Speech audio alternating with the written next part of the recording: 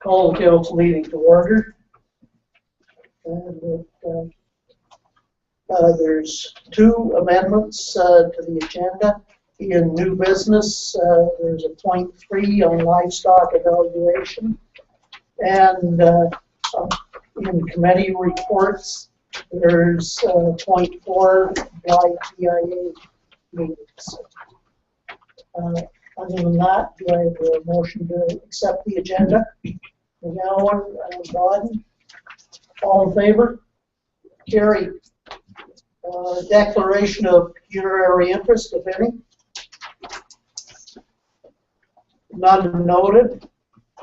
In the Reeves report, it's nice that we have the Wingham Homecoming brochures out, and just an example of how they put green, white, and purple together very nicely. And that's something that's coming up fast. There's a number of other things, the Musical Muskrat Festival, and a number of other things that are coming along quickly. Going to reading of the minutes of the previous meeting. Do I have a motion?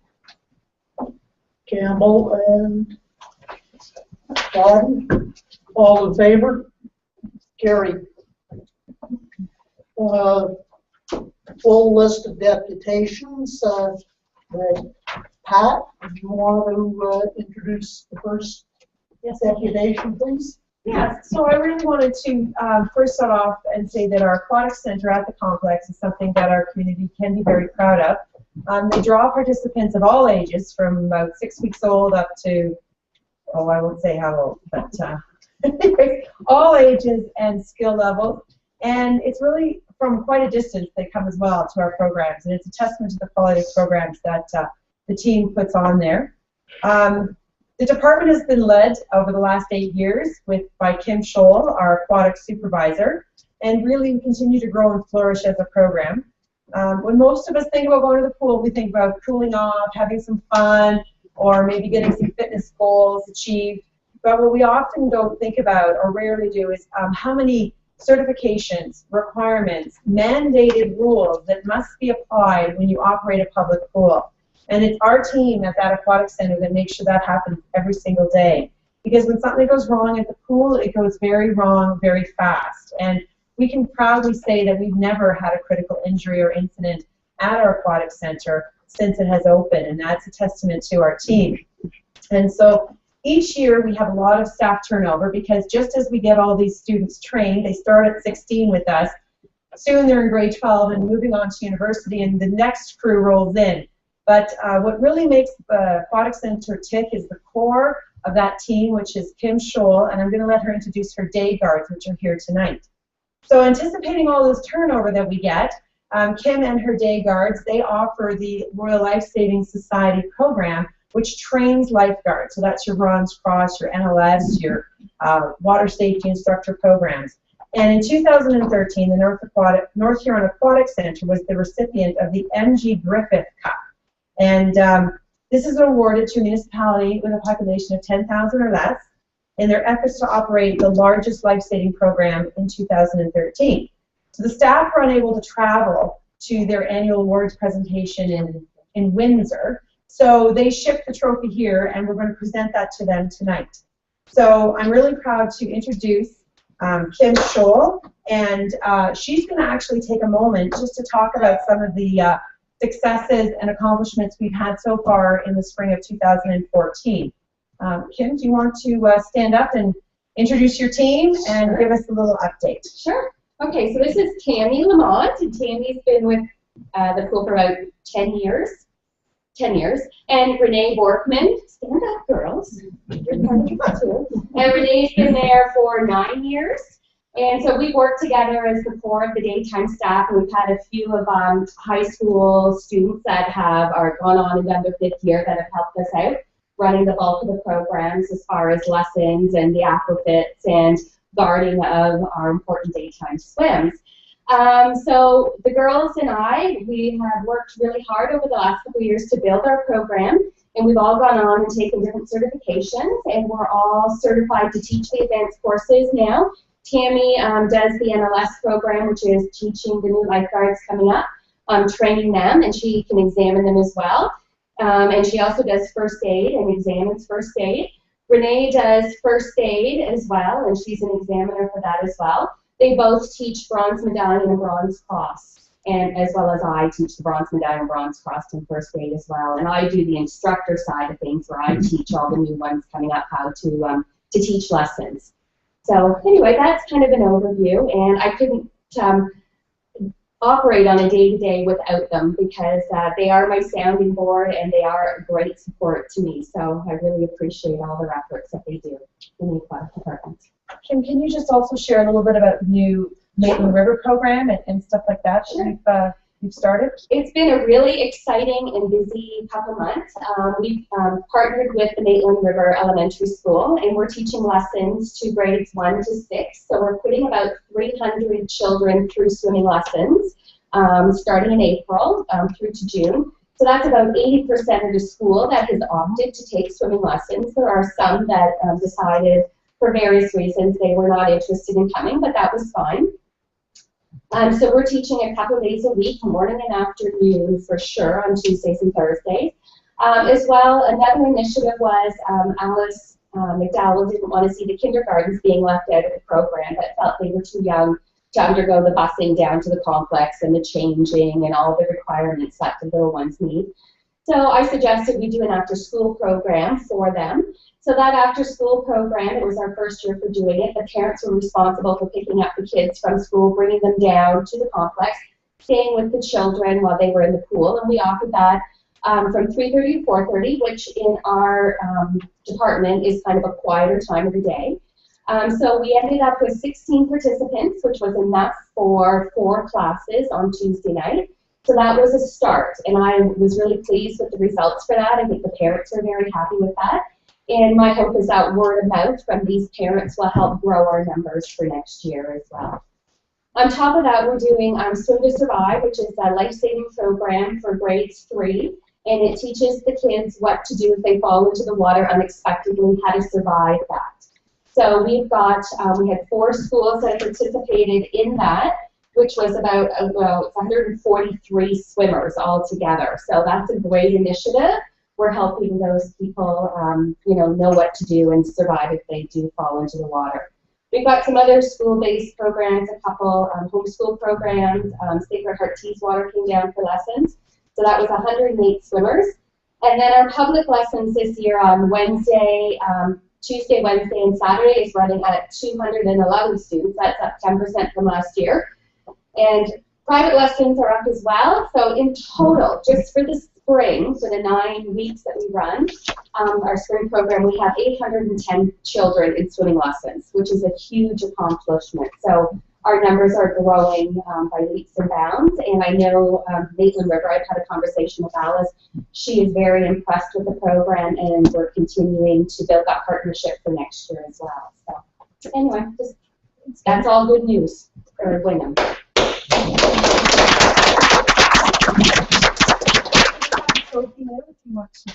Girls want to come on up, or ladies, I guess ladies want to come up, and we'll do a photo op.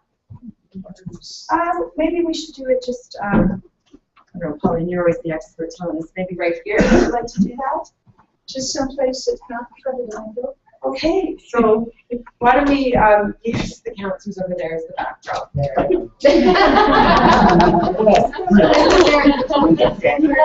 Take our photo.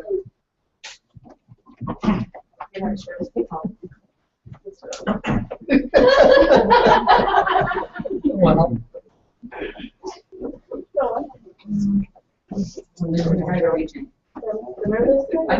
Yeah, you look kind of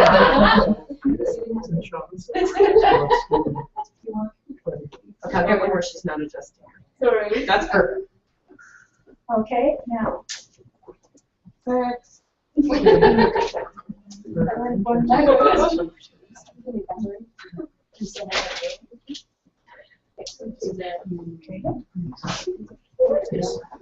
Well, thank you for running the largest program for ones under 10,000. And there was dramatic differences in how much larger you were than a number of the others. Yes. So keep up the good work.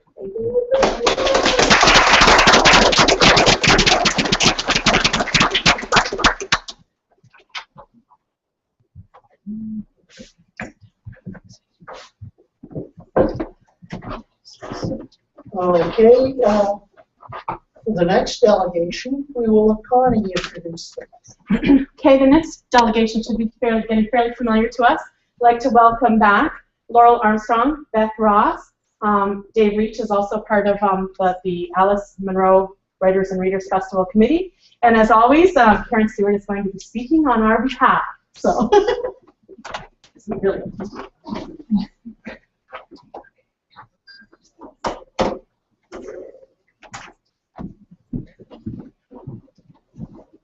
Good evening. Thank you.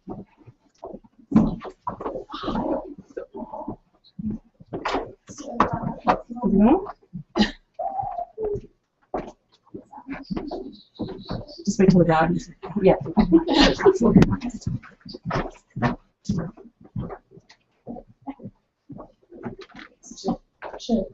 It should go. I'm just going to provide you a very quick overview of where we're at in our festival planning, and should write down a couple of important things.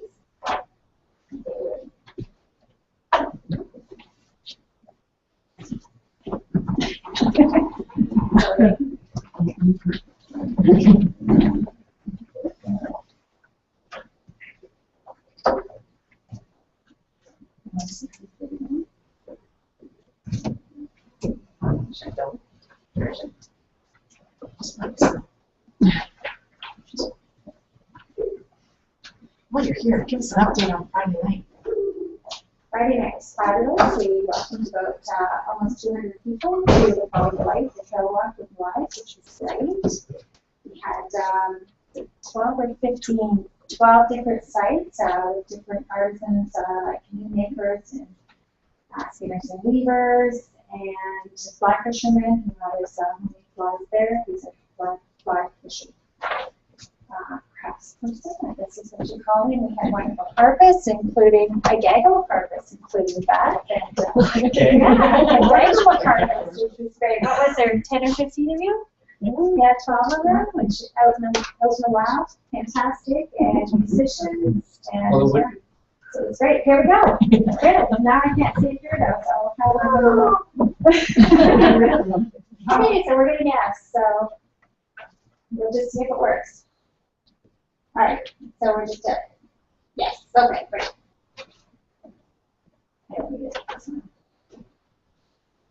Well, you have it one way or the other. Yeah, One way or the other. I'll take it. Actually, I'll take it there, please. Sorry. Sorry, can I go back up one?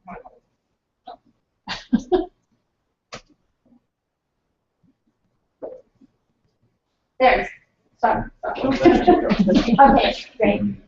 So I don't know if I shared this photo with you when I was here in the spring or not, but this is a photo of us all saluting Alice last December 8th when we were all back together at the golf course. So it was a great photo that we got to share with the world.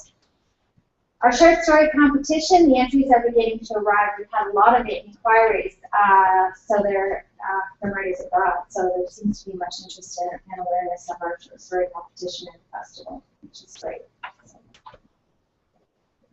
So in 2014 festival planning, we have a new event on the Friday night this year. It's called the Book Club Bash. It's hosted by the Huron County Library, and it will be held at the Williams Golf and Country Club. And this will be a moderated discussion of Alice's book, Dear Life. And Jennifer Zeha, one of our committee members, will be the moderator. So we expect to have great fun that evening at the golf course.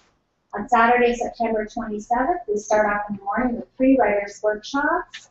And then we move into the luncheon event, which is on Reading Monroe, and that's a moderated panel discussion.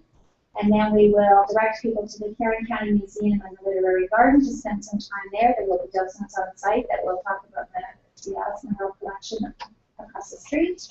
And then Saturday evening will be our gala appreciating Alice. I'll tell you a bit more about that in just a moment. On Sunday, we have our Sunday brunch, and then we have a new guided walking tour this year through the Eyes of Alice, and this is led by Jody Jerome, who's done a lot of research about Alice, and I'm sure that you all are familiar with Jody. Other activities that are being developed are actors reading Alice. This is just a quiet story time in the village of Blythe. We have a garden that we're working with the Blythe Festival actors and others who would like to read. Just simply read a story and no questions or anything, just come and listen to a nice story outside, hopefully, when the weather is great. And we'll be moving to Memorial Hall when it's not. Alice Country Landscapes, we're trying to get together an art exhibit and just to let our visitors see the landscapes through the eyes of our artists. Reading aloud in Huron. Sorry, that one should have been on the prior screen too, because we are doing that again this year too. That's a Saturday afternoon event at CKNX radio station, and it is an open mic event where folks can share their poetry or their music, their comedy, or their writing, fiction or nonfiction. So what this is a 2014-15 winter series where we keep that going once a month throughout the fall and winter, just to keep the exposure of the festival up year-round. And we're also working, we've set up a crowdsourcing, I don't know if you call it an event or a program at Kickstarter to see if we can't raise the funds to publish a collection of the short stories of the writers of the festival from 2012 to 2014. This is our committee, and I'm sorry, Dave Breach, your name's not on there. I have to correct that. I'm very sorry about that. So this is our committee, and folks will recognize those names.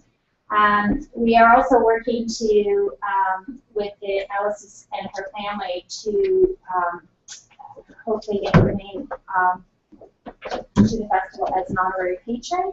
Brittany Gregg Wallace is Alice's personal assistant, and she has come to a committee meeting, and she hopes to come to a lot more and be the link between us and the family. So we're very happy to have her on board, as well as the 3 gentlemen at the bottom who have been very helpful in our festival work. Continued support is expressed from the community through incoming sponsorships and donations and increased likes and engagement on social media. We continue to grow that social media. Again, in the last couple of months, there's been over 100 new likes. So it's great people are finding us, and following us and finding out what's happening with that with the festival here. So the festival dates, keep these in mind, September 26th to 28th. And particularly, you can say the date for the gala, Appreciating Alice, on the Saturday evening. This is at 5:30. It begins at the Wingham Legion this year. And it's for the award ceremony. Our guest speaker this year is Miranda Hill. There's a nice harvest dinner, there's a silent auction, literary trivia, and more. So please save the date and join us there at the Wingham Legion that evening. That's it. I don't know if anyone has any questions. One of us can answer.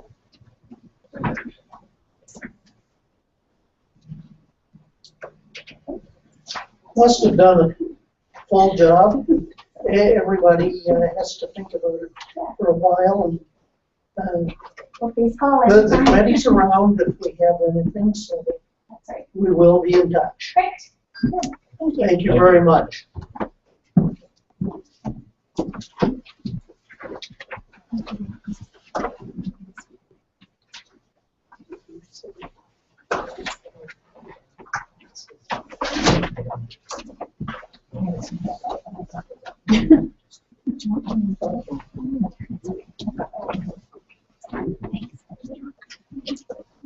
Okay, Trevor had something come up so that he can't be here, so that we'll move to Erica Stanton and Farmers Market. The presentation you want to make, Eric? Part of the committee of the farmers market, we have a few properties that we're looking at to have it at. I'll know more information on if there's a goal for those properties or not. But we'd like to, the committee would like to ask if we could use the complex parking lot if other properties that we have go through as a backup.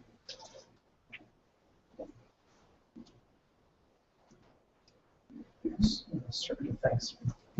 Are there other committee members here tonight, Erica? Yes, And if so, could you identify this or mention your names?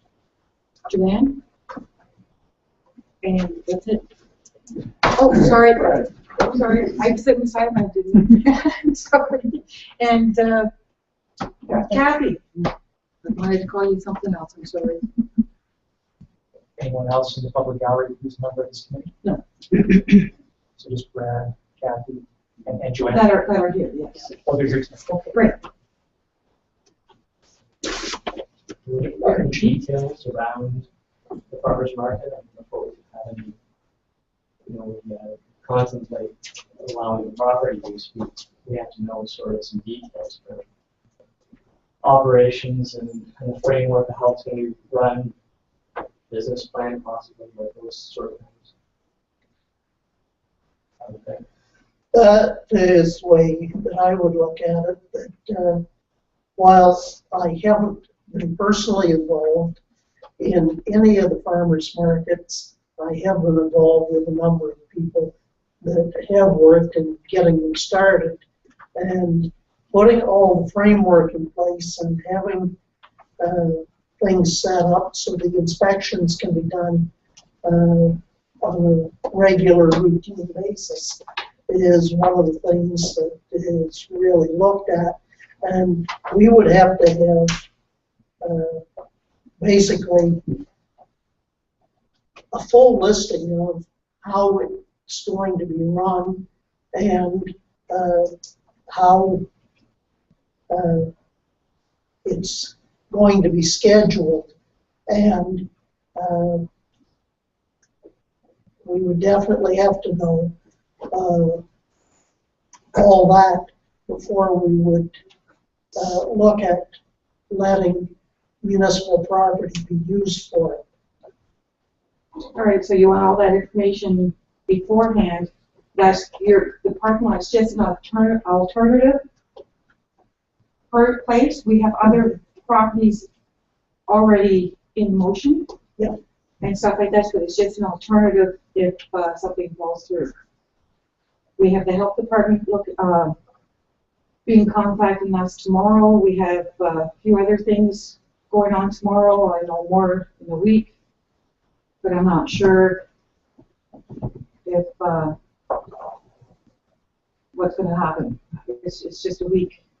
I wonder if through you worship Erica, if we could have some details around time frames. I know that the original chairperson was taking a year for the planning process. I understand she has left as well as a number of other committee members. So I wonder if, since Erica's taken over, I wonder if she can give us some information around time frames. Well, that information from that other committee did not let us have any of the information. It never followed through. So this is just us doing it. Like I said, I've contacted the health inspector already. We've waiting on their approval. What their requirements are and stuff like this for the properties that we have in mind. Not to interrupt you, Erica, did you have a question, Bernie, or? Just Erica, could you down just a couple comments? Sure. Erica, a couple comments. First of all, I talked to some of your committee members and farmers committee members.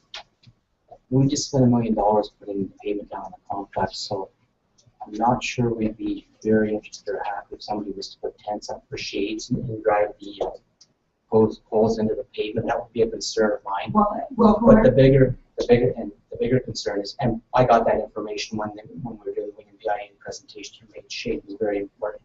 But the bigger thing is, I think this has to go back to Pat first, because I'm going to presume that that's being used every weekend down there, different facilities going on. So for us as a council right now, just to say, yes, you could use it, we could have other, like the homecoming night going on, and then there's going to be, so you just can't say yes to that if you see what I'm coming from. It has to be.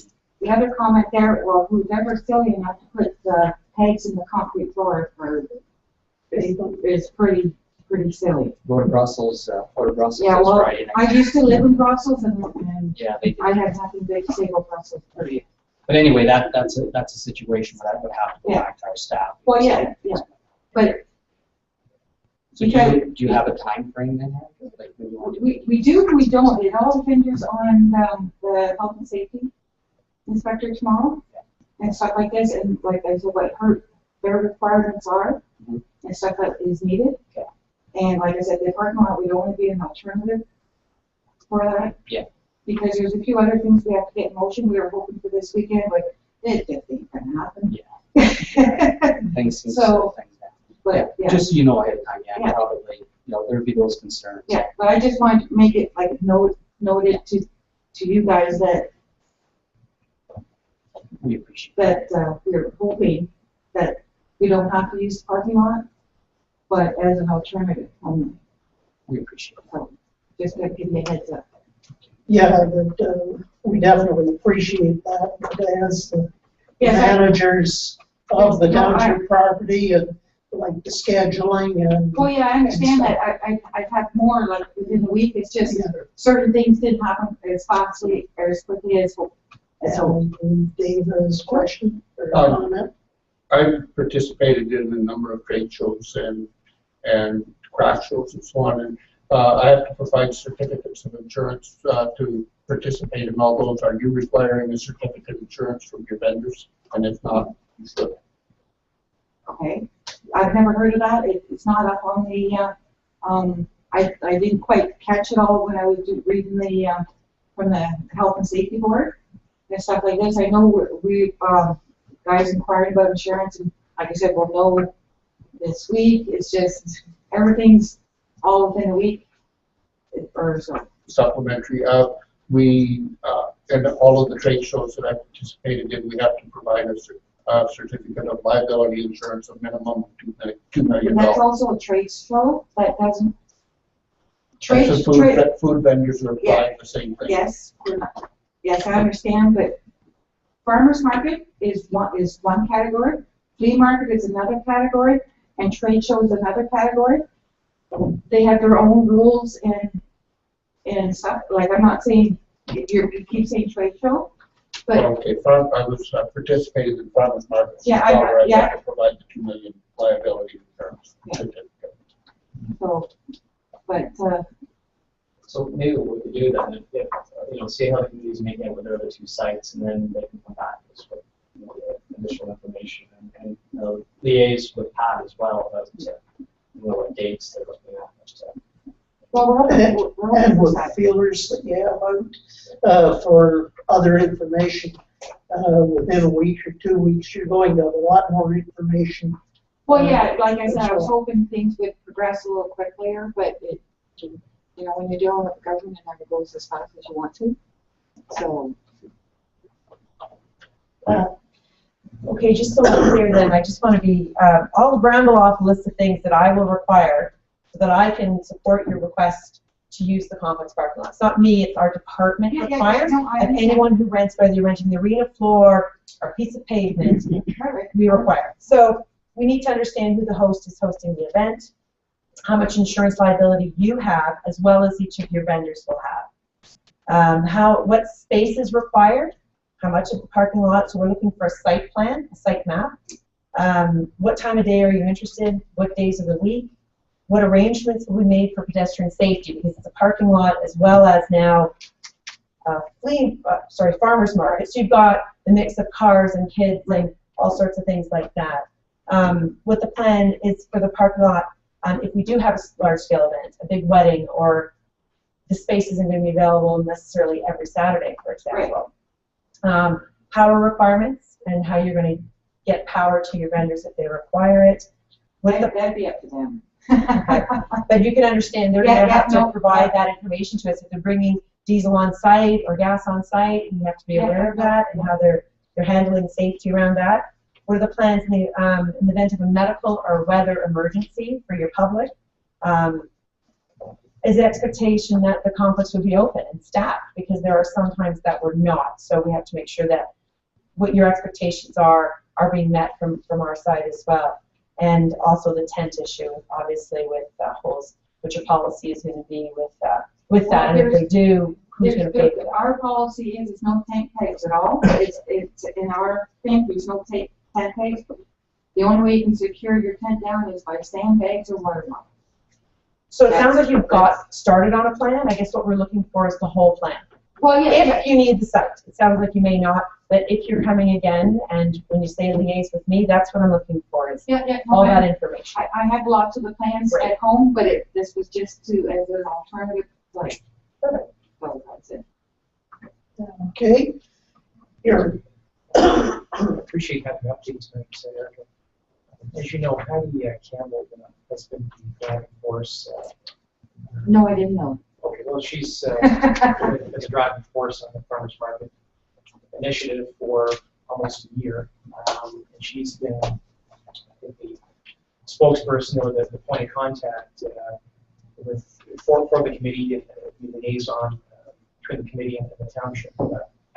It's my understanding that Patty and others have resigned from that farmers market committee. Can you confirm that, and why did Patty and others resign from the steering committee? I have no clue, and I can't confirm or deny, because I got an email from an email, not from her directly, so I have no idea for sure. And we had set up a meeting saying, yeah, Patty's free to come, and she never showed. So, and then I got an email, like I said, it's been email, like reply, sort of thing, but nothing from her specifically. So I have no idea, and I don't know how to get a hold of Patty to talk to her or anything. If I had a number or an email address, I would love to call her, email her, and see what's going on.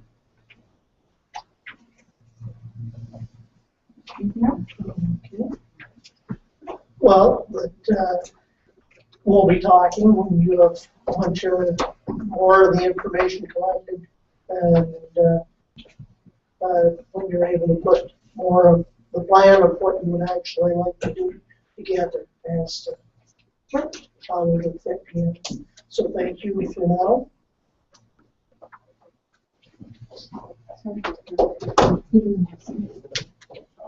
Okay, moving to business arising from previous meetings. There's Water Department, the 2014 and 15 operational plan. Don, do you want to go through the major points that we're looking at? Sure. We've revamped the plan made some pretty significant changes, a lot of kind of housekeeping type thing. With a lot of repetition, and the document was very large, so we simplified the plan itself and put a lot of the stuff that was going to be changed. We put it into appendices, so it's the appendices actually that will be changing and not the plan itself. And we've taken a lot of the descriptive stuff out of it as well. I think it will give a few things like endorsing the plan, that kind of thing. We simplified the process for that and actually made forms and that type of thing for requests for changes, so we can track, have a document trail of what is being changed on the plan. I was looking for a motion to endorse the plan for consideration of. If there's any questions about Endorse the changes in the plan. yes, to accept the Gowan and Gordon. Questions? I'd just like to make a comment. That's a huge job, all of those pages. It's tough enough reading through the whole thing, but to actually have written it and made the corrections and changes, it's a terrific piece of work done. I think you're to be congratulated, and your staff. A lot of credit is Kylie on the plan. She's taken that her wing, and she did do a wonderful job on it. Cleaned a lot of stuff up, clarified a lot of stuff. Well, it instills a lot of fun. We're sort of putting our names on the line on this, and gives me a lot of comfort. Thanks. Any other comments? Briefly, I think it's a very hard thing to really do, and when we were originally doing it, we were one of the first ones to try doing it ourselves rather than tendering it out to the consulting firm, so that kudos to the staff. So, all in favor of the motion? Carried. Thank you. And point 2 is business arising at Clinton Public Hospital Foundation. There was no decision as to whether we were sponsoring that or what level of sponsorship. I do have tickets booked myself for that. Direction from council. I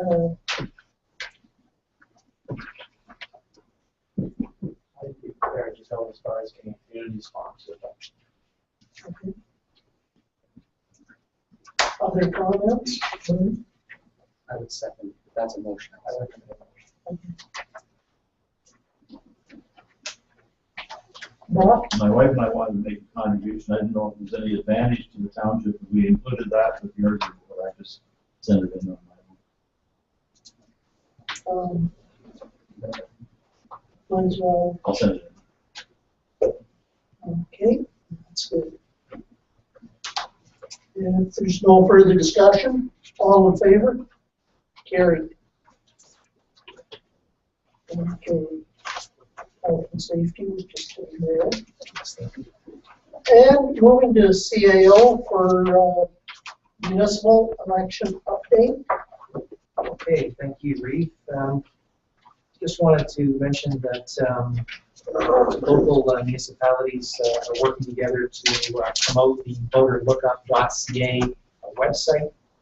And so there will be advertisements placed in local papers over the next couple of weeks promoting the voterlookup.ca. I received a letter from MPAC today to say that there's been a lot of uptake on that website. Rick Mercer had a special on it. They've received tens of thousands of hits to that website not just from North Huron, but across the province.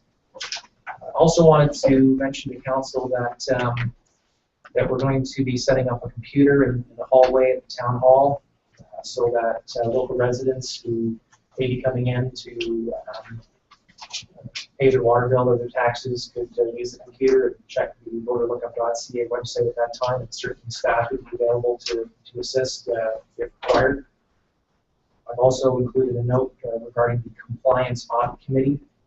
Municipalities, as per the Elections Act, are required to set up a Compliance Audit Committee, and municipalities can work together to establish one committee to consider any compliance audit requests. So it's not, I mean, certainly Morris Turnberry, North Huron, Central Huron could all set up their own compliance audit committees. But given the availability of volunteers and so on, it makes sense for the lower tiers and the county to work together to establish that committee. So we're working on that. Also wanted to note that on our website that we've added the election 2014 page that has candidate information, voter information. There's a link to the voterlookup.ca, and we'll add more election-related information as we get closer to October 27th. I've also provided council with a sample vote by mail package. And I just thought we could just take a couple of minutes just to walk through it, and we'll certainly have more sessions with candidates between now and the end of September, or at the end of October. But the package going out to eligible electors in North Huron would look very much like that. I think we've got a couple over here and a package here. So this would be the package that would be going out to eligible electors in North Huron. Just open everything up.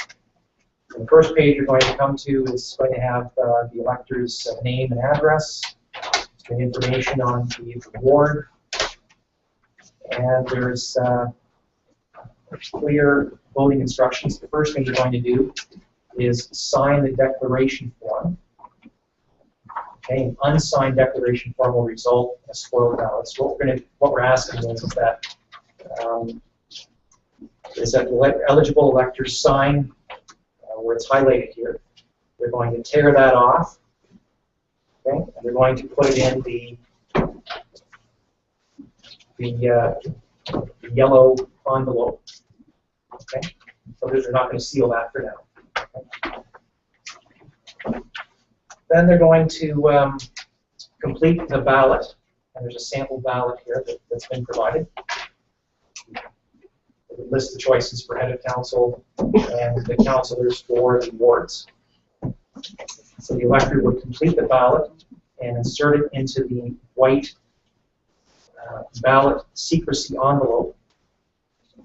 They're going to seal the secrecy envelope, has the ballot in it. They're going to take the secrecy envelope and insert it in the yellow election return envelope. And that's going to be mailed back to the municipal office. So the clerk and staff will open these envelopes. We're not going to open the secrecy envelope, but we'll know that Mr. John Sample at 1010 My Street will know that he's voted, and he'll be checked off the list as voted. But we're not going to know how he's voted. That's secrecy. That's private. That will go into a separate container, separate box, separate ballot box, and those ballots will be open on election day. I think it's pretty straightforward. Any questions?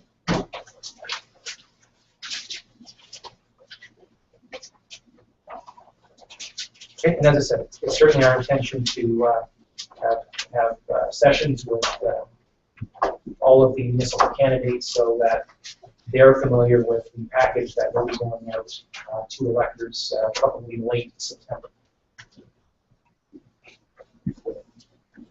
Anything else? How are tenants identified, and how will they get on the voters list if they are not? it's their responsibility to contact Cal and get on the list. Yeah, and to do that through MPAC. Okay. So as I said, we'll be promoting the voterlookup.ca website. More papers, it's on our website. We'll also put information in our annual tax flyer as well as our water bills. We really encourage people to use this site. As I said, welcome to come into town hall and use the computer that we're going to set up. It's, as you say, that it's really the elector's responsibility to ensure that they're on the voters list. And this, the voterlookup.ca is replacing the traditional enumeration. Deputy Reed brings up a valid point. It's not that simple. I tried the lookup, and my whole building is not represented in the list. So that applies to the business that is downstairs as well as the park. Now, I left a message and they got back to me and assured me that my wife and I are on the list. But it certainly didn't come out of this system. We couldn't even identify the building. That's the starting point. I appreciate it. So somebody who wasn't using computers came in here and you helped them look this out. I just want to understand this. When you help look this all up and say, oh, my name is not on here, then you would send them to him, or you would help them right there through the computer to take care of that. But how would you take care of that person? I think we'll certainly do whatever we can to help them navigate through the website. But I would say it's user-friendly, set up to be user-friendly. I think if we get to a point where their information isn't coming up on the screen, then they should call. There's a toll-free number from MPAC. MPAC's encouraging residents to call directly to work through those issues. And so you'll let the customer service people know all that. Yeah. We're here to help. I was thinking, I was going to ask that question, if there's something that's like assistance, we'll do that. And I just did it for myself. I had another report. It's pretty simple to get in there. Just plug your street address in, or your roll number, your birthday. And the 866 number is right at the bottom of the screen. So I'm sure the staff could help them with that. You know, if anybody has a problem with their vision or whatever, and get them in contact with them back. Okay. Thank you. That's it. Thanks, Gary. Point 3, Director of Corporate Services, Deputy Clerk. It's the Chief Building Official's report. Any comments or questions for Gavin?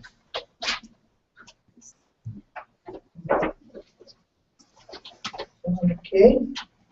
Moving to point 4, Director of Recreation and Facilities. The staff report. Blythe Memorial Hall renovation project, architect selection part. Thank you, Reed. So the Memorial Hall Renovation Committee has been busy for the last 12 weeks in going through the process of selecting the architect for the renovation project. So just to update council on who's on this committee, we have Karen Stewart here tonight, and she's on the 1419, representing 1419 on the committee. Gary Long is our chair. I'm on it as a staff person, as the director of facilities. Deb Scholdice and Marion DeVries are on it, representing the Blythe Festival staff. Anthony Hodgsman is from the Blythe Board of Directors, Festival Board of Directors. Don McCaffrey, a longtime board member and just member at large. He was involved in the previous renovations. He's on the committee.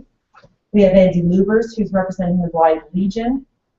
Rick Elliott representing 1419, and then Janice Henry representing the Ladies Legion Auxiliary. So on this committee, we have representation from all of the stakeholders in Blythe Memorial Hall. So as a committee, we sat down and we really wanted to get this right because it's an important community project.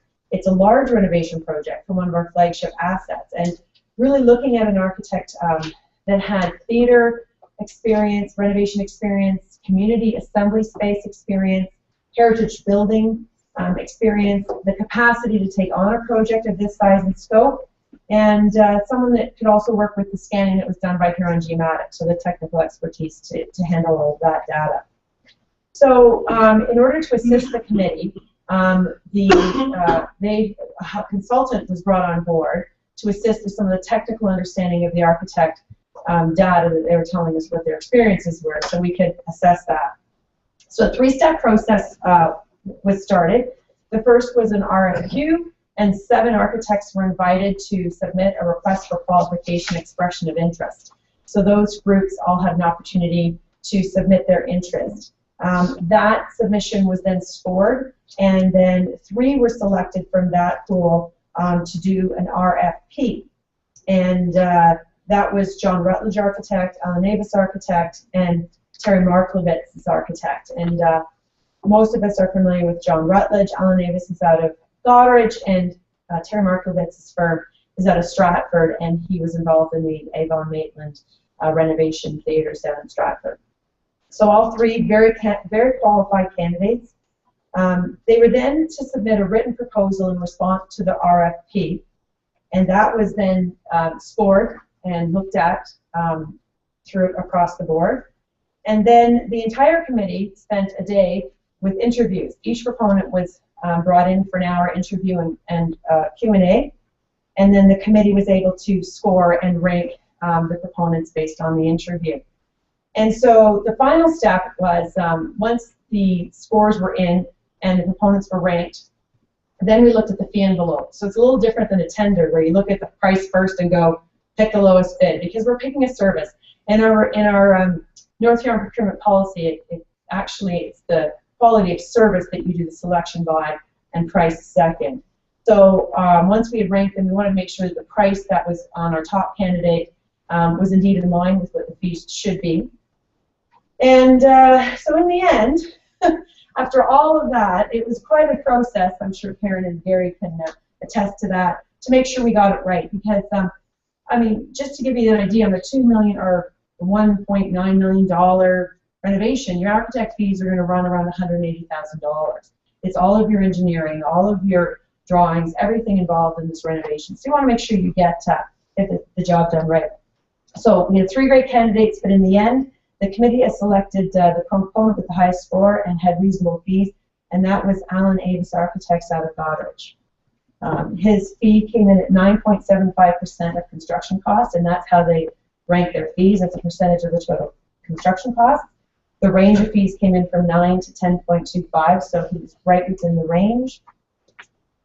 So what we're here tonight to ask Council to approve is that we move forward with the renovation project. But just so we understand, all we're asking for is the phase 1 design to begin and get that phase completed, which will cost around $45,000. The township currently has $50,000 in the account from 1419.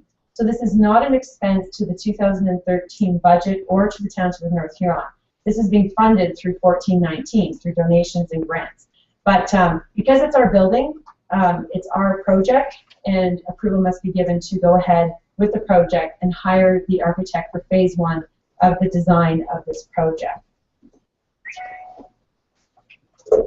So tonight, in summary, we're looking for approval to hire Alan Avis Architects to negotiate the contract and bring that back to council for the June 16th meeting at the price proposed of 9.75% of construction costs as laid out in his proposal, and to proceed with the design phase of the project at an estimated cost of $45,000, paid for by funds supplied by 1419 Inc. Rob, has the successful candidate been notified? The candidates will be notified as soon as council makes their decision. Right, okay. So we're still in position of making a decision. Well, that is for councils to, that's what we're here tonight, to get final approval. But I'm sure, as you can see, a lot has gone through to get this decision where we are. But yes, it's not, the contract has not been signed. No. I move the approval of the recommendation. Second. Okay. Discussion. Okay. All in favor of the motion? Carried. And in talking to Alan Davis, I know that he has done other work at the theater, quite familiar with the building and everything, so that I think it should be good. The garage is off to a good start. Thank you. Okay, Director of Finance, Donna has given us some numbers, quite a few numbers. So your year-to-date package is in, just in council packages. It's your regular report. It's about 50 pages up until the end of May. So if you have any questions, please send me a note. Last year, I was wondering if council would think about, last year in September, we had a really in-depth review, a full day of going through the budget and year-to-dates and those types of things. So I'm not sure with being election year this year whether council would like to do it before election, after election, or both. Those are all options. I think it was a really good day, and at that point, as I said, it was mid-September, so that gave us a full 8 full months to, contemplate where we were at and keep an eye on things. So I just want council, I don't want a decision on that tonight, but if you just think that over and decide whether, timing wise, whether you want to have 1 or 2 sessions, either is fine with me for sure. And as I said, just if you had any questions, send me a note, and so we would have to.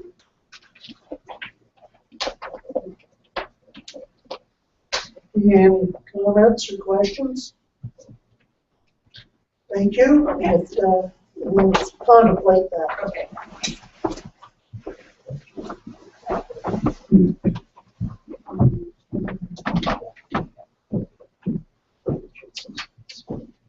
Okay. Okay, one more question. So one of the projects also that we were working on this year was the water sewer rate study. And at the beginning of the year, I guess actually it was late in 2013, we hired BM Ross to do that. The study is completed, and so what we would like to do is have an information session either June the 18th or June the 19th for a full presentation to council as to either of those days and any time throughout those days would suit our engineer who's been working on that. So I'm just, at this point, just looking for the date selection, and then we'll schedule that meeting and give you all the information. So is there any preferences, June 18th or June 19th? It's a daytime. It can be either or. He really said he had wide open both those days, so it's sort of council I'm consensus. looking the 18th, but I can change it. Anybody else? I'm busy on the night of the 18th. Okay.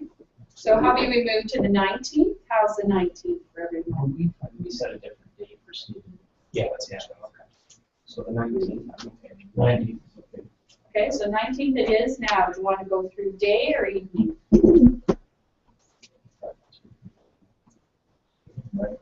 Try it up in the afternoon. Okay, so how about you, and do you want to start at 7 or 6:30? 7?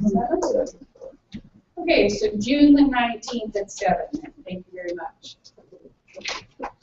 Thank you. Okay, thank you, Donna. New business, there's a letter over the walk for ALS and a request for rental fee waiver of the pavilion.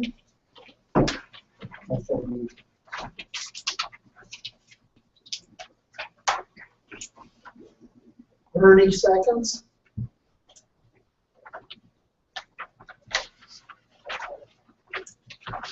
Not seeing any discussion, all in favor? Carried. And point 2, Wayne Hittman basketball team and their request, make an application for a special occasion permit and proclaiming it a municipal significant event. From Alan and Alan. All in favor? Carried.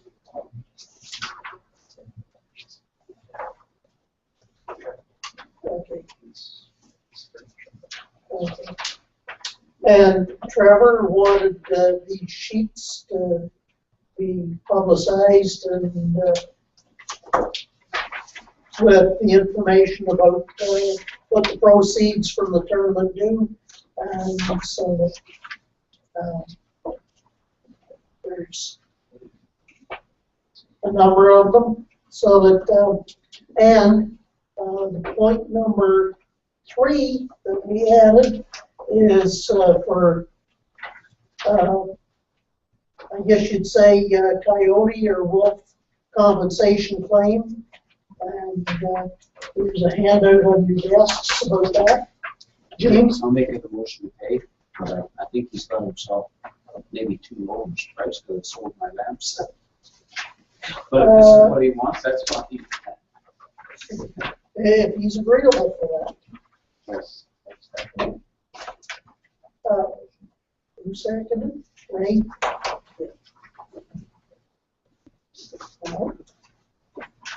But the livestock valuer has been there and taken the information.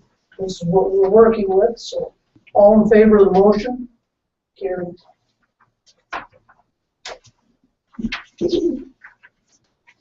Moving to council information.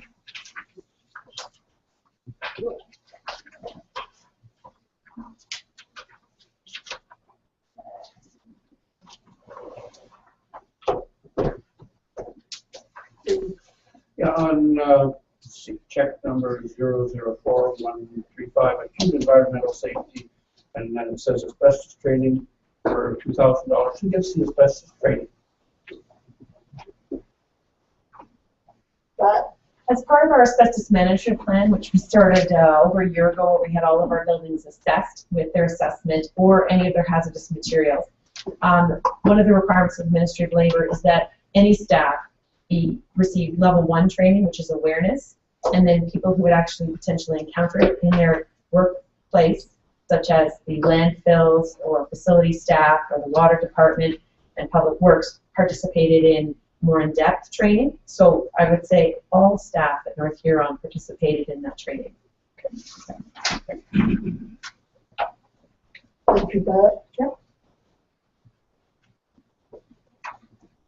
Ray? On page 7, Burnside and Associates is the engineering for Eastbourne Nash landfill, Wayman, and Mill Street construction. Now, I assume this is kind of an ongoing expenditure, because I see Eastbourne Nash at 3,200, where Wayman's 5,730. It's in relation to the number of test runs. Okay. If you mean they don't have to do as many anymore? Or maybe sell us something. Yeah, there's There's scheduling as to when they have More to. accounting for it.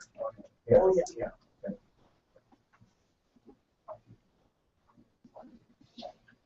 that's like these things. Okay. Thanks.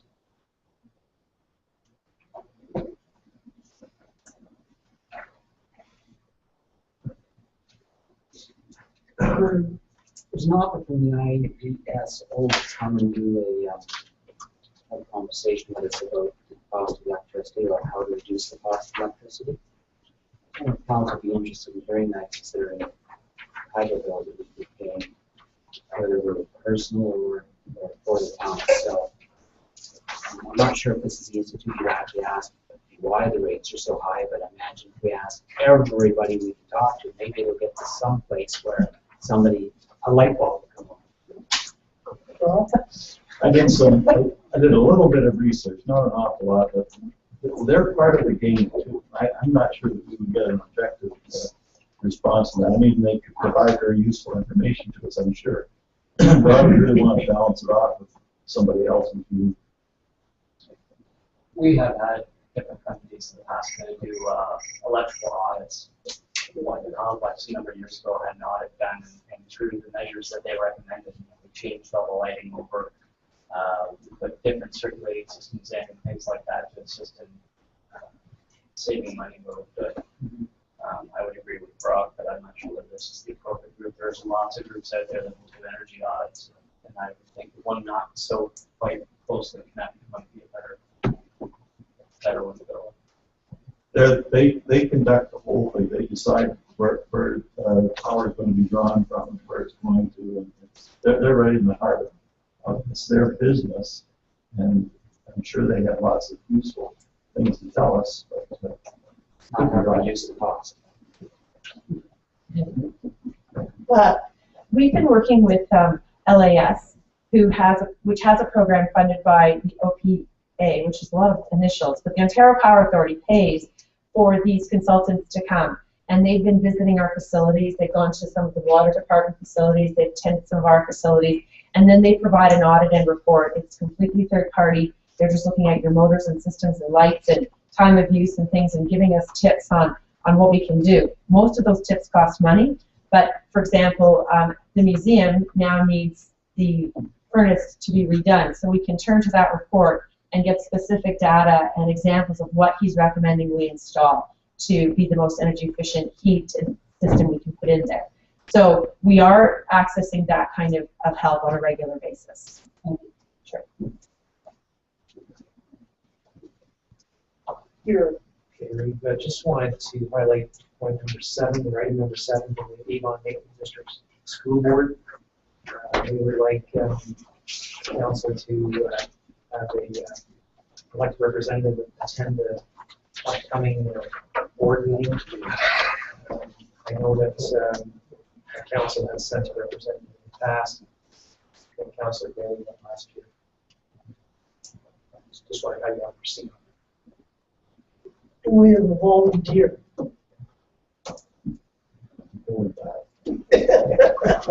Show your career restraint.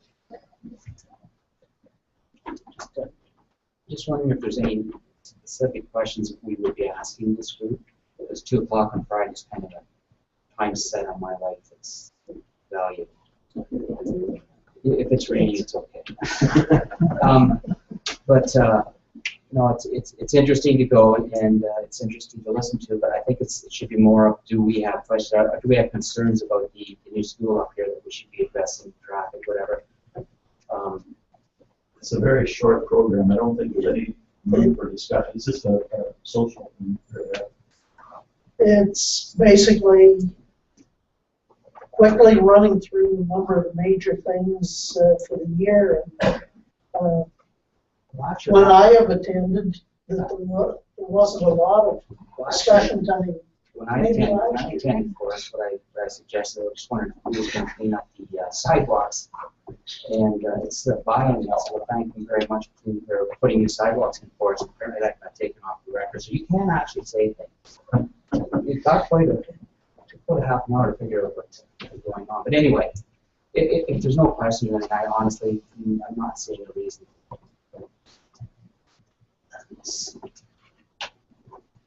Plain English, I'm not going this year yet.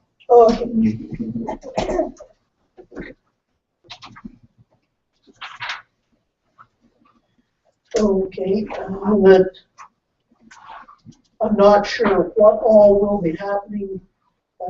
Basically, with point 5, I know that there's a delegation to County Council on Wednesday, and there's 79 pages of information as background for county councilors to read that was written, returned comments by adjoining landowners. So that will be happening in deputation at county council. Right. I have a question, slightly different angle. I'm wondering if it's possible to get better quality of maps. I think the PDF system gives really terrible maps, and especially if they take it from a colored map or some kind of textured map, you can't really tell one area from another. I just wondered if colored to black and white are a mess. Yeah, is what you're saying.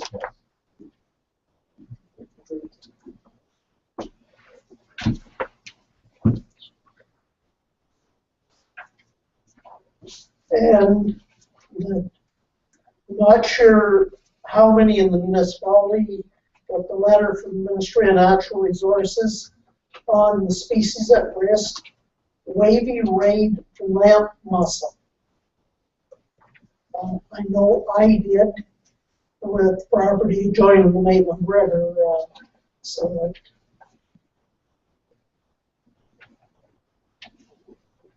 and I have seen them at one time, but I haven't seen them for a lot of years.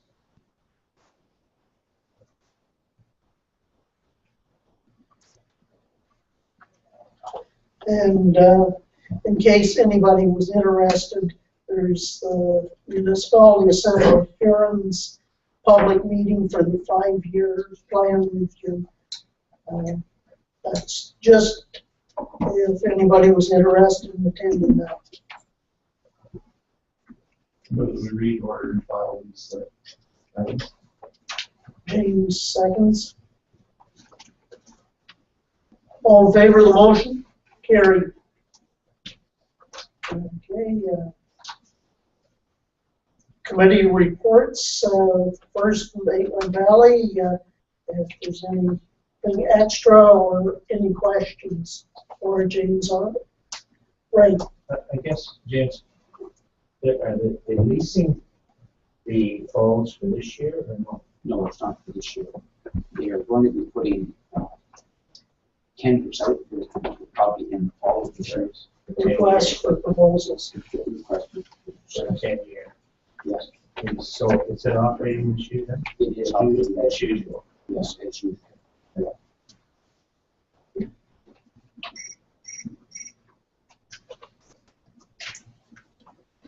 Okay, point 2, North Huron Police Services Board.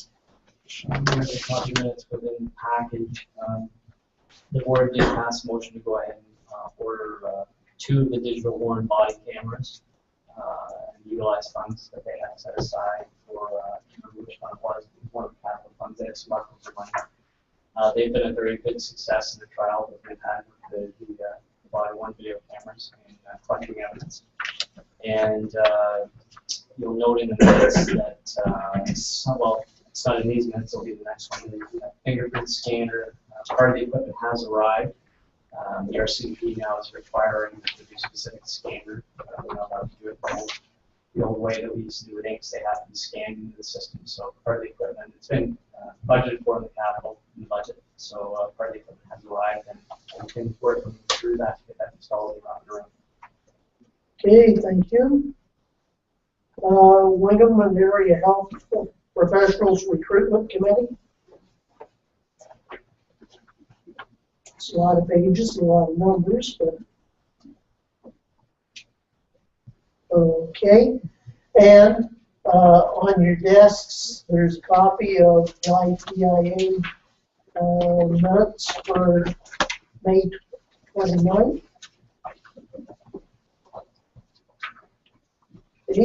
Just comment on that. John Stewart has volunteered to be the secretary of the YPIA, and everyone knows John. He has lots of experience, and he'll do a good job on being the secretary for the YPIA. Plus, he's got lots of municipal background, so he should be able to keep us in line. Okay, thanks, Steve. And in bylaws,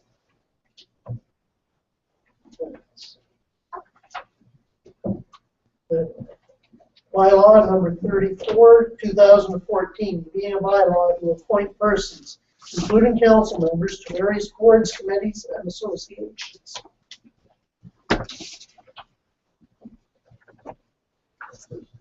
First, second, and third, Archie and James.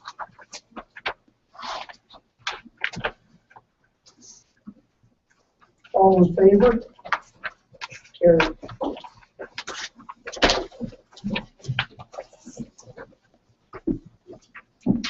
Okay. Moving to council reports and inquiries. Brock. I attended the Follow the Light walk on Friday evening. wonderful event. They had almost, as Karen said, they had almost 200 people taking part in that activity. I have to say that the one downside of it was the condition of the Greenway Trail. I don't know what has happened, but there's a very coarse gravel that's been either dug up from underneath or laid on top of a large part of the trail. And like there are rocks that are bigger than a fist, and all the sizes from that down to sand. It's a very awkward surface to walk on, and the people that were there were very happy. They were enjoying the evening, but I did get quite a number of comments about the condition of the trail. I contacted Pat about it, and Dave Cook called me this afternoon, and he thinks it's repairable, but I think whoever did that, in view of the fact that we're going to have 200 people walking over it, I think it's doesn't really make any sense to me. I don't know why it was done, and I hope it gets corrected and doesn't happen again. Thank you. Dave.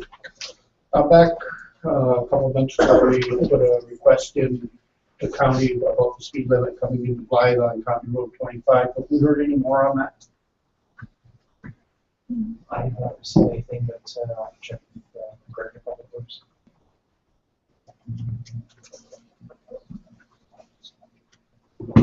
Okay. Brian? I went to the hospital committee meeting for all the candidates to save our hospital. The cuts are going on our hospital. I just want you guys to know it was a packed house. It was kind of a unique meeting. Yeah, it's kind of a unique meeting. But anyway, the voice was very loud and very clear. That everybody is concerned about the hospital. I know as a council we are meeting with the administration to discuss issues. I had some citizens quite concerned that we as a council hadn't stepped up to the plate, but I just wanted to know in front of the media to help me put this out that we have as a council, and we will be meeting with the committee to discuss the issues out there. None of us want to see our hospitals disappear or get smaller. Once you start getting smaller, then you disappear. It's just a matter of when. So just thought I'd let you guys know that was going on, and it was quite a meeting. That's good. I heard that too. I just one clarification on the meeting we're having with the hospitals in regards to the pharmacy proposal with the school. It's something to do with operational and local budgets provided by the Ministry of Health and Long-Term Care, just to clarify. Just I did send a request into Gary and asked if I could touch on that subject. He said he'd let the administrator know whether we do or not. I think it is an important issue. Actually, hospital funding all across the province is an important issue. Global funding has been stagnating over the last number of years, and unfortunately, they're not allowed to run deficits. That presents another problem. The province has zero-based budgeting, zero wage increases, but arbitrators are handing out wage increases. So hospitals have, they get handcuffed. They have to deal with the one incident of having to keep not running deficit. On the other hand, they get arbitrated tell us that they're forced to, that increase costs. Among other things, hydro being another one. So really, the hospital funding situation all across the province needs to be looked at. And I think the current Ministry of Health needs to really examine that a little bit more closely. Good.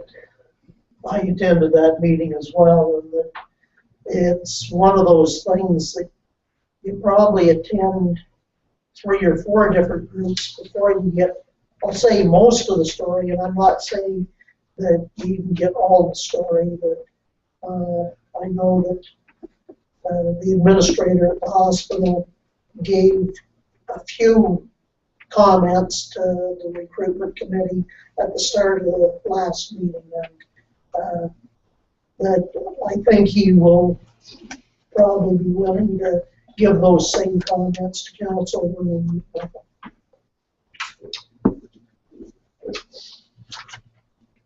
Okay. And, Moving on to clerk administrator's report.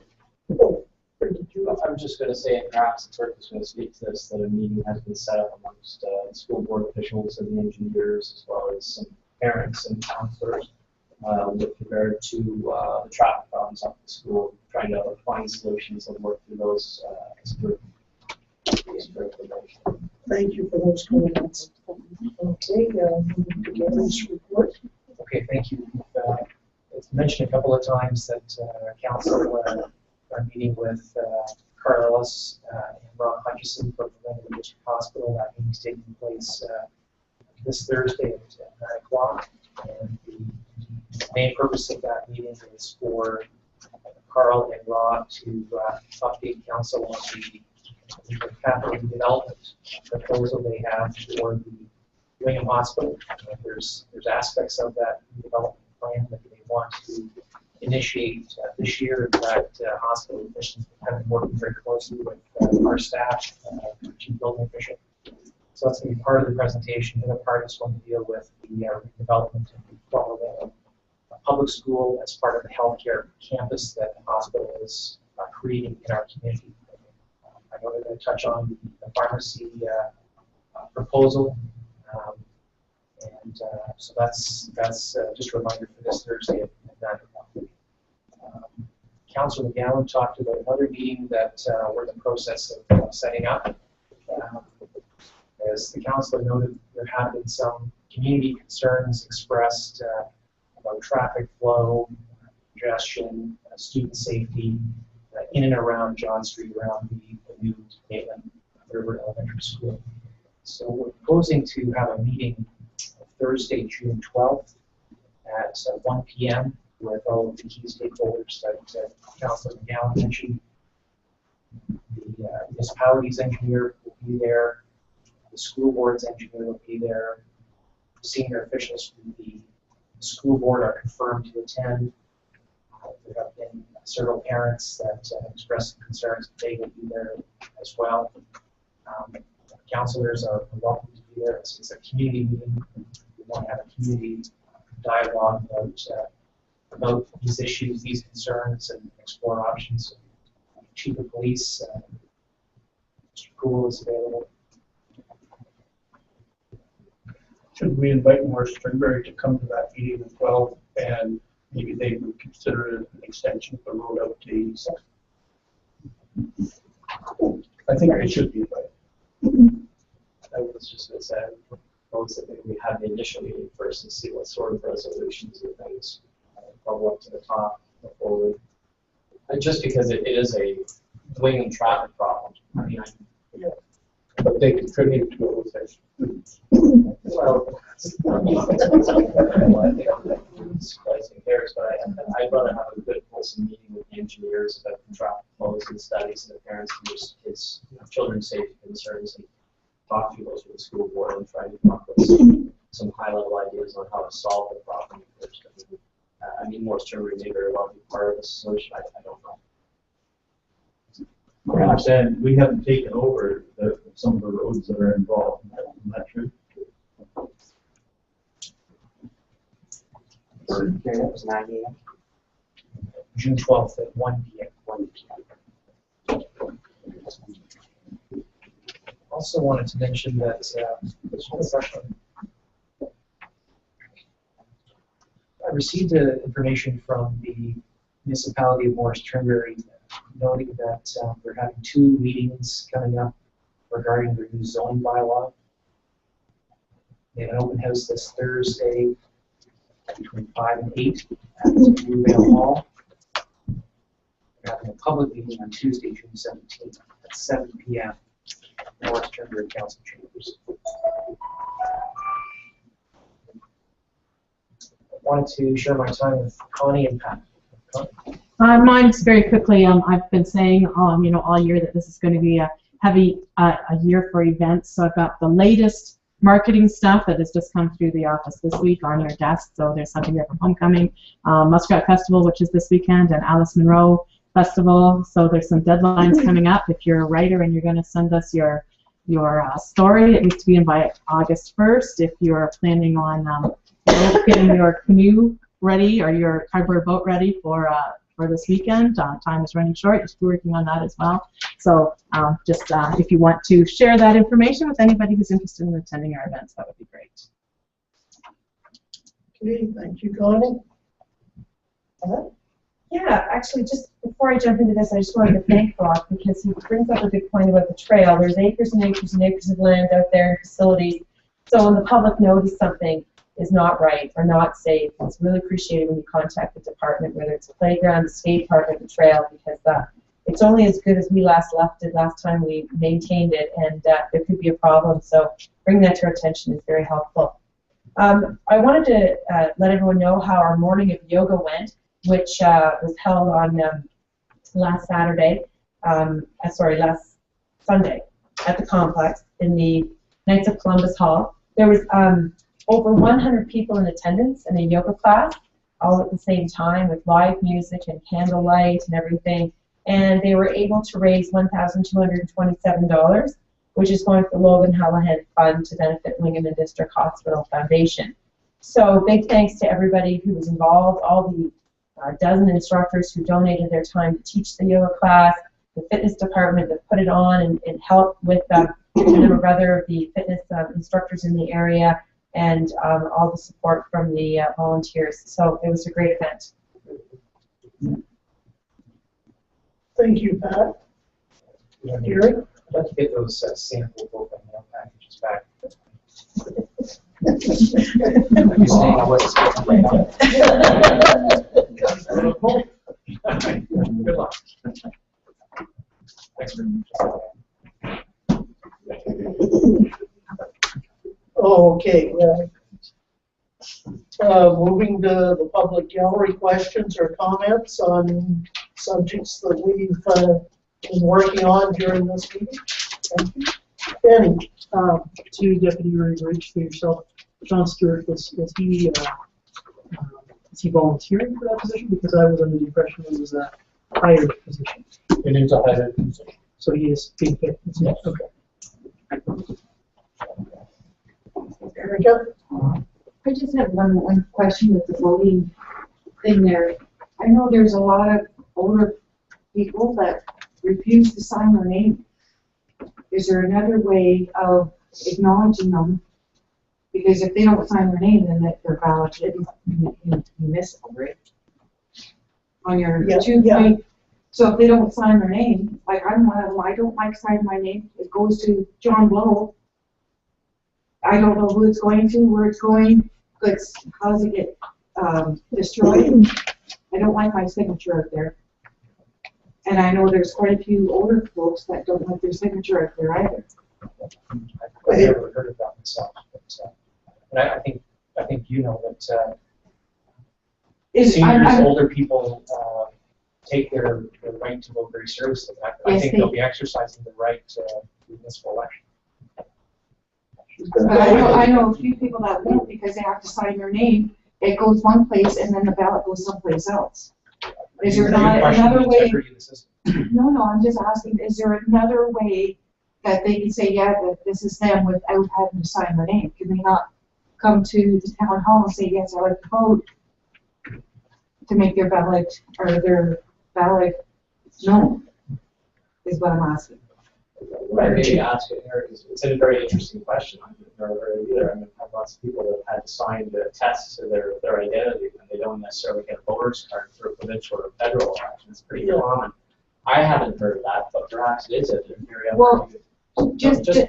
I just wonder if you could contact some of these college rounds that have been using the vote by mail for some time, Morris Turnberry, and I know there's a handful of other ones, and ask them about that scenario and how it's handled with that respect, and see if we can garner any information that way. They'll lay that here. And we'll bring an answer back. Okay, the only other comment I have towards that is, I don't know, a few people in this town, Blythe, East Wallanash, blah, blah, blah, whoever went to school at F.B. McGill got a letter stating that all their records have been open for months.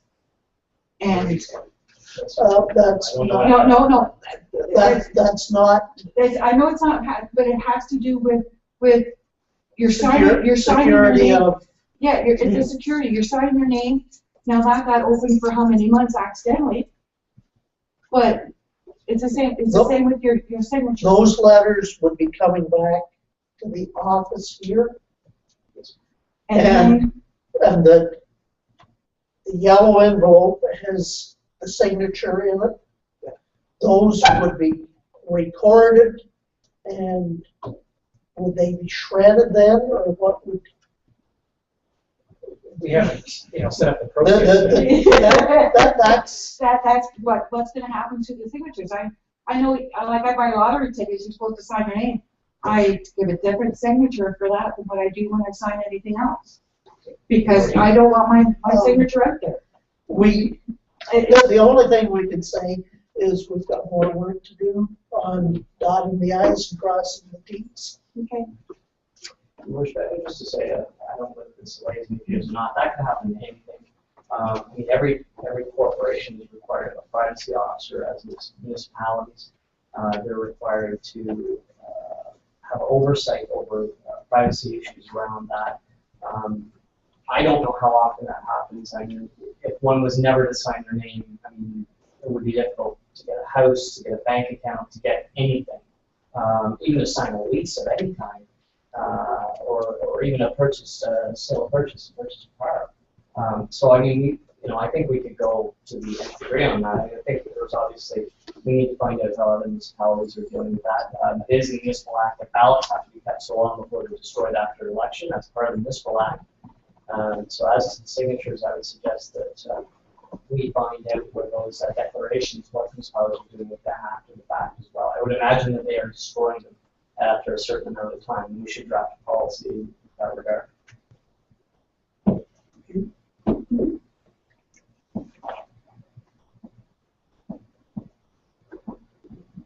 Anything else?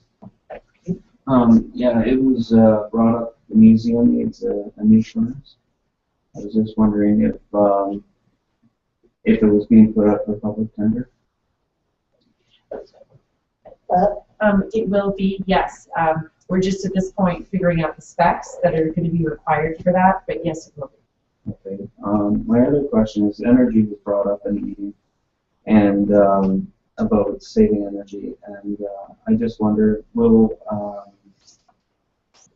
in accepting the tender, will there be a mandate for proper heat loss math, proper science and sizing system that will be the most efficient, the most targeted for energy,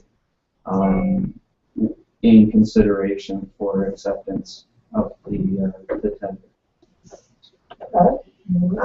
It's premature for me to answer that specifically because I haven't got the specs back. But what our intention is for an engineer to spec it for us, as well as make recommendations on the energy and all of those. Because if we simply put out, what would you put in here? I'm going to get a list of the cheapest crap, to say the least, of equipment. And so we want to be specific about what we need, how it must be installed. And right now we're on oil. So anything we do is going to be an improvement. But when we go forward, we want the most energy efficient that we can afford in the new furnace. So that'll get spec'd out, go out to tender, and then we will look at those bids. If that helps to answer your question. Yeah, just a comment. I've been doing oil for several years, and in my own experiment, I have applied heat loss math to sizing my customer systems. And in my experiment, I went from changing my vacuum bag on annual service from every 30 furnaces to every 5 furnaces to like 30 furnaces. And that was the degree of dirt and filth over a year that was robbing the energy and robbing the consumers of proper savings, because most of the systems were oversized and over-targeted by 20 and 30%. And that was just my own proven experiment, but it was also something that was very heavily endorsed in school, that we apply to heat loss math courses, which I have taken, and seminars on targeting a system that gets that performance curve, that highway mileage that gets you the best performance and over the long haul, as opposed to just heating in the hardest part of winter or the hardest part of the summer. Another comment about certain things like air conditioning, certain small factors like a 10x10 window can add 2 tons of heat load if it's self-facing. If it doesn't have any UV filtration, those are all things that need to be looked at. And I'm glad to hear that you're going to an engineer for proper heat loss math assessment and a proper design system parameter, so that when the contractor does put a proposal or a tender forward, you can look at it and actually see that is this furnace over targeted, or is it right within the target of getting us the best savings for the dollar. I was just going to share, maybe after the meeting I could talk to you one-on-one. Sure. And that would be helpful. Sure. Thank you. Okay. That moving to in camera. Vaughn and Reach.